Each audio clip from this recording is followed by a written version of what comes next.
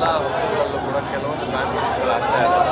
Election ಆಗಿರ್ಬೋದು, ಜೊತೆಗೆ ಏನೇ ಅಂತ ಹೇಳಕ್ಕೆ ಇದು ನಾನು ಹೇಳೋದು ಆ್ಯಕ್ಚುಲಿ ಅದು ನಿಜವಾಗ್ಲೂ ನಡೀತಾ ಇದೆಯಾ ಇಲ್ಲ ಇನ್ಸಿಡೆಂಟ್ ಅನ್ನೋದನ್ನ ಫಸ್ಟ್ ತನಿಖೆ ಮಾಡಬೇಕಾಗಿದೆ. ಅದು ಇದ್ದಕ್ಕಿದ್ದ ಹಾಗೆ ತೋರಿಸ್ತಾ ಇದ್ದಾರಾ, ಬಿಂಬಿಸ್ತಾ ಇದ್ದಾರಾ, ಅಥವಾ ಅದಕ್ಕೆ ಒಂದು ರಾಜಕೀಯ ತಿರುವು ಕೊಡ್ತಾ ಇದ್ದಾರಾ ಅನ್ನೋದನ್ನ ಫಸ್ಟ್ ನಾವು ಸಾರ್ವಜನಿಕರಾಯಿತು, ಮೀಡಿಯಾದವರಾಯಿತು ಎಲ್ಲರೂ ಅರ್ಥ ಮಾಡ್ಕೋಬೇಕಾಗಿದೆ.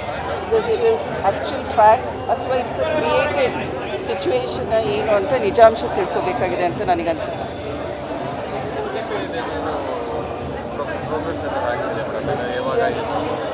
ಅದ್ರ ಬಗ್ಗೆ ಈಗ 2-3 ಸಲ ನಿಮ್ಮ ಜೊತೆ ಮಾತಾಡಿದ್ದೀವಿ.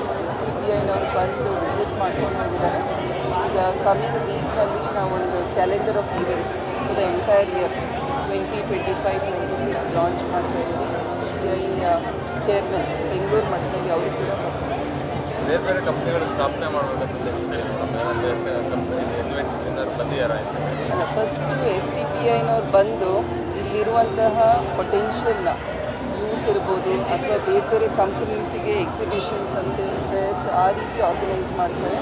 ಆಮೇಲೆ STPI ನೋಡಲ್ ಸೆಂಟರ್ನಲ್ಲಿ ಕಂಪ್ನೀಸ್ ಬಂದು ಅವ್ರ ಟೀಮ್ 10 ಜನ, 15 ಜನ, 20 ಜನ ಇಲ್ಲಿರುವಂತಹ ಇನ್ಫ್ರಾಸ್ಟ್ರಕ್ಚರ್ನಲ್ಲಿ ವರ್ಕ್ ಮಾಡಿ ನೋಡ್ತಾರೆ. ದೇ ಚೆಕ್ ಪೊಟೆನ್ಷಿಯಲ್ ಅಂತ ಒಂದು ಕೋಮಿಂಗ್ ಮಾಡಿ ಓಲೈಕೆ ಮಾಡ್ತಾ ಇದ್ದಾರೆ ಅಂತಂದು ಎಲ್ಲ BJP ಅವರೆಲ್ಲ ಹೇಳ್ತಾರೆ.